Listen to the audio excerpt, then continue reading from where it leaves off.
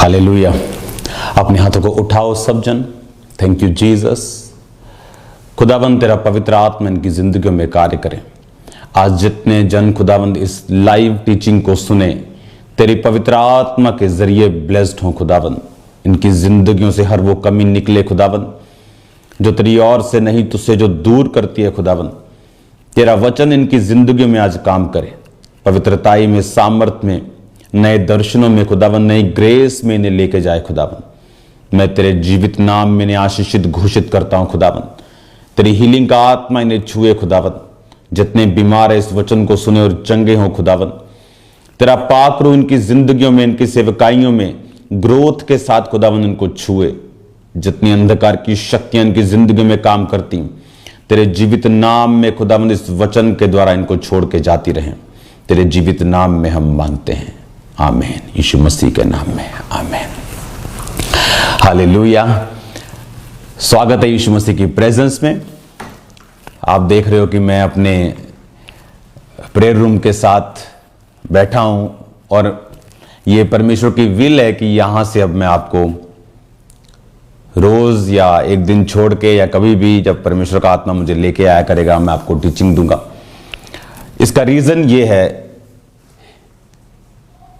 कि सिचुएशन कोई भी हो आपकी लाइफ में,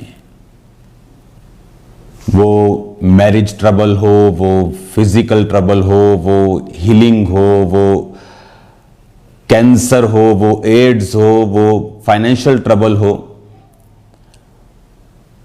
वचन के मुताबिक हमें जो तलवार दी गई है, यानी वो वस्तु जिससे हम काट सकते हैं, जिससे हम डिस्ट्रॉय कर सकते हैं, और हम जानते हैं हमारी जो आत्मा की तलवार है, क्योंकि हमें शारीरिक तलवारें परमेश्वर ने नहीं दी हैं, क्योंकि हमारा युद्ध सांसारिक नहीं, हमारा युद्ध इस संसार का नहीं, हमारा युद्ध किसी मांस, किसी लहू से, किसी सिख से, किसी कैथोलिक से, किसी पेंटिकोस्टल से, किसी समाज से नहीं।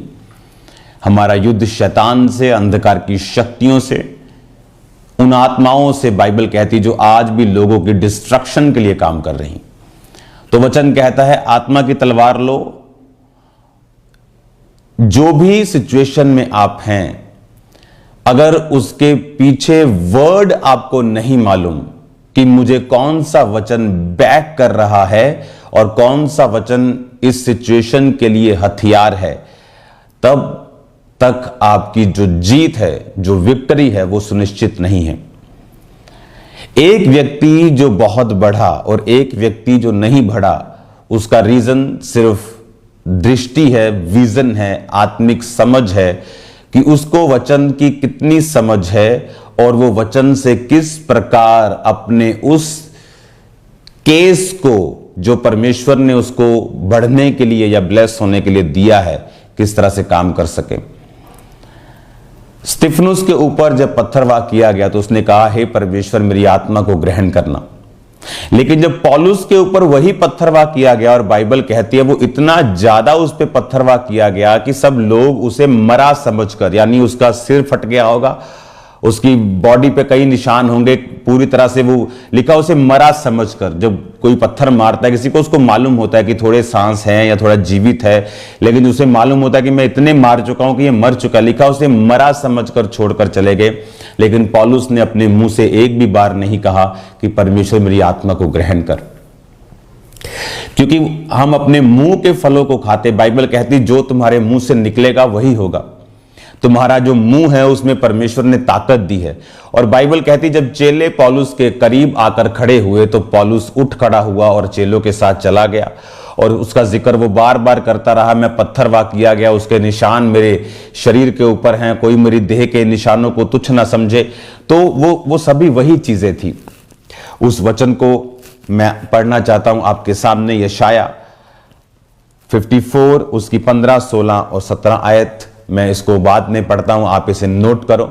अब समझने वाली बात यह है कि जब आप ये बात समझ रहे हैं कि मेरे जीवन में कुछ भी वो सिचुएशन चल रही, आत्मा को भी क्यों ना पाया हो, क्योंकि पवित्र आत्मा को पाने का रीजन फिर ये नहीं है, फिर उसका रिजल्ट ये नहीं होना चाहिए कि हम वचन में पीछे हो जाएं क्योंकि वचन आत्मा की तलवार है कि आपने सब ताकत को ले लिया, आपकी बॉडी बहुत मजबूत है, लेकिन अगर आपके पास उस युद्ध में तलवार नहीं है, हथियार नहीं है, तो आप उस युद्ध को नहीं जीत सकते। वो पवित्र आत्मा का बपतिस्मा आपको आत्मिक रूप से मजबूत और दलेर करता है, और पवित्र आत्मा को जो वचन है, आत्मा की तलवार है जो, वो उस अटैक को जो शत्रु ने आप पे किया उसको काटने में मदद और सहायता करती है। अब जब हम इस वचन को मैं आपके सामने जब पढ़ूंगा, आपको इस बात की नॉलेज होनी चाहिए। अगर ये वचन शायद इनके पास इन्होंने निकाला ना हो, टीम ने, अगर जल्दी से आप निकाल सकते हैं तो ये शायद, ये पवित्र आत्मा ने मुझे अभी बोला है बोलने के लिए, ये शायद 60, और इसकी हम पढ़ेंगे 5 आयत को,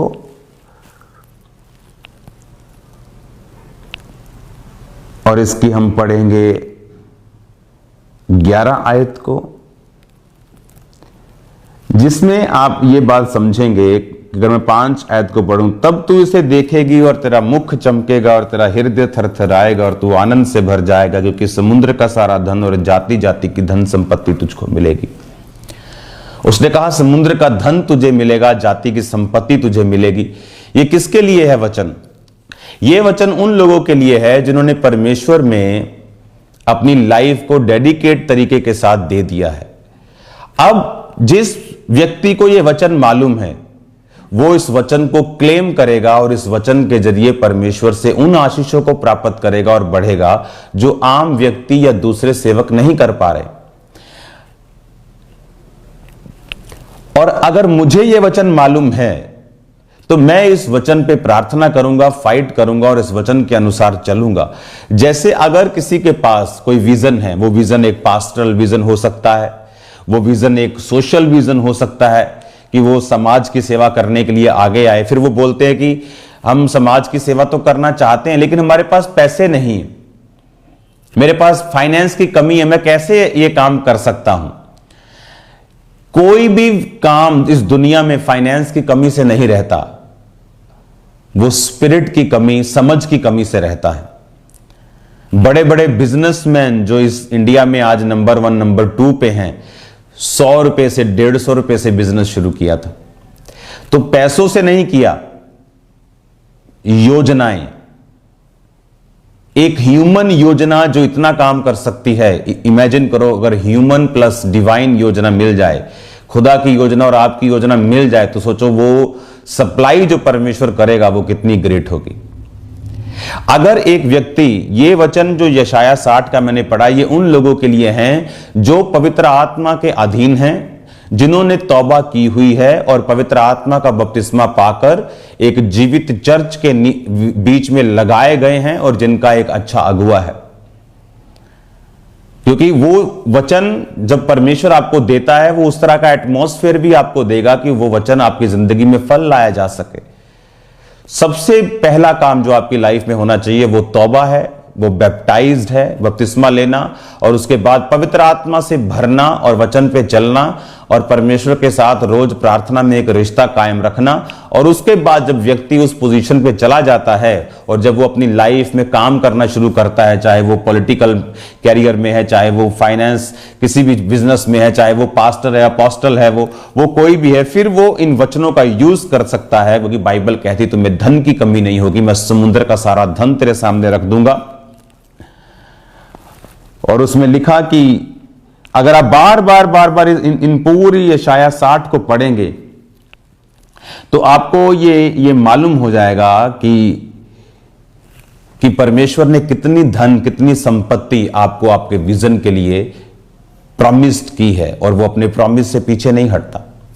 पर बात यह है कि आज क्रिश्चियन प्रॉब्लम यह है कि मुझे, क्रिश्चियन को यह नहीं पता कि मुझे अगर जो विजन परमेश्वर ने मेरा है, जो मैं चाहता हूं, उसके लिए मुझे पहले परमेश्वर के साथ मेल मिलाप रखकर अपने विजन के मुताबिक उन वचनों को ढूंढना पड़ेगा और उन वचनों के अनुसार जिंदगी और प्रार्थना करनी पड़ेगी और उस तरह के अनुसार जिंदगी बितानी पड़ेगी, और फिर परमेश्वर उसी वचन को आपकी जिंदगी में पूरा करना शुरू करेगा।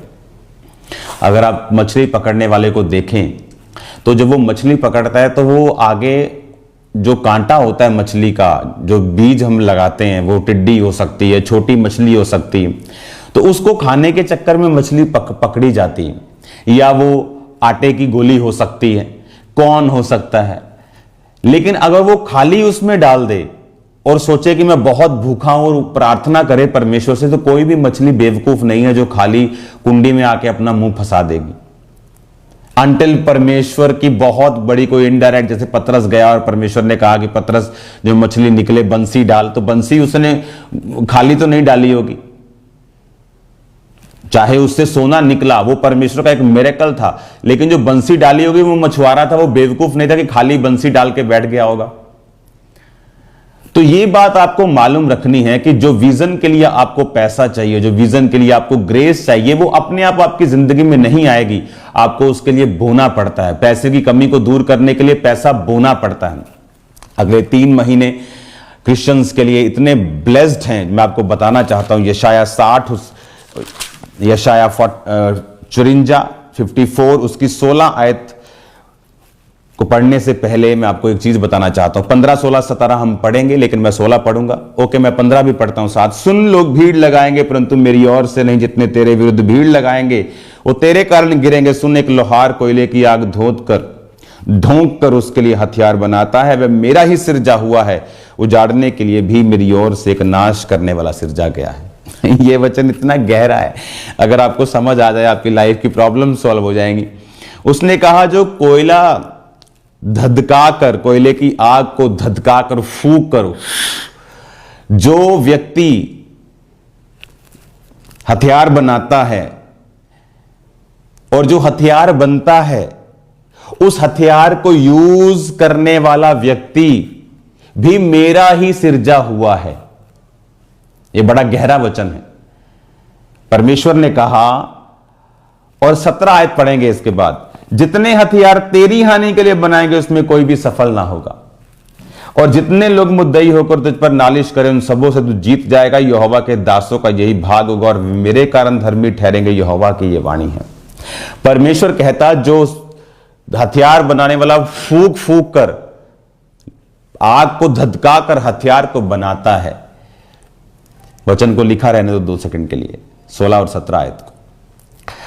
वो मेरा ही सिरजा हुआ है, और जो उसको उजाड़ने के लिए मेरी ओर से एक नाश करने वाला भी सिरजा हुआ है।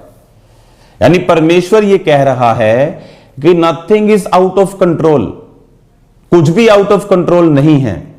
जो हथियार बनाने वाला है वो भी मेरी ओर से है, जो हथियार उजाड़ने के लिए बना वो भी मेरी ओर से है, जो उजाड़ने के लिए बंदा नाश करने वाला खड़ा है वो भी मेरी ओर से है। पर कहता, जितने हथियार तेरी हानि के लिए बनाए जाएंगे वो सफल ना होंगे। जो तुझ पर मुकदमा करने की कोशिश करेंगे उनसे तू जीत जाएगा, और उनमें से कोई भी सफल नहीं होगा। जितने तेरे विरुद्ध भीड़ लगाएंगे वो तेरे कारण गिर जाएंगे। हालेलुया। विरोध होना, परमेश्वर कहता, ये मेरी ओर से है। मत समझो आपकी शैतान कुछ कर रहा है। परमेश्वर कहता, वो भी मैं ही करता हूं ताकि मैं सुसमाचार को आगे लेके जा सकूं। इसीलिए कभी आपने 1% भी जो खुदा के दास हैं उनके चेहरों पर भय खौफ नहीं देखा होगा। वो हंसते आपको मिलेंगे, वो फेक नहीं हंस रहे या कुछ दिखाने के लिए, ऐसा नहीं है, क्योंकि वो वर्ड को जानते हैं, वो वर्ड की बैकिंग को जानते हैं, वो वचन की बैक जो उनके पीछे खड़ी है वो उसको जानते हैं। यहोवा ने कहा, nothing is out of control, जो भी हो रहा है वो मेरे कंट्रोल में है। वो नाश करने वाला भी मेरी ओर से है, वो विरोधी भी मेरी ओर से है, परंतु जितने हथियार इस वचन को जानने वालों, यहोवा के ऊपर विश्वास करने वालों के लिए बनाए जाएंगे उनमें से कोई भी सफल नहीं होगा।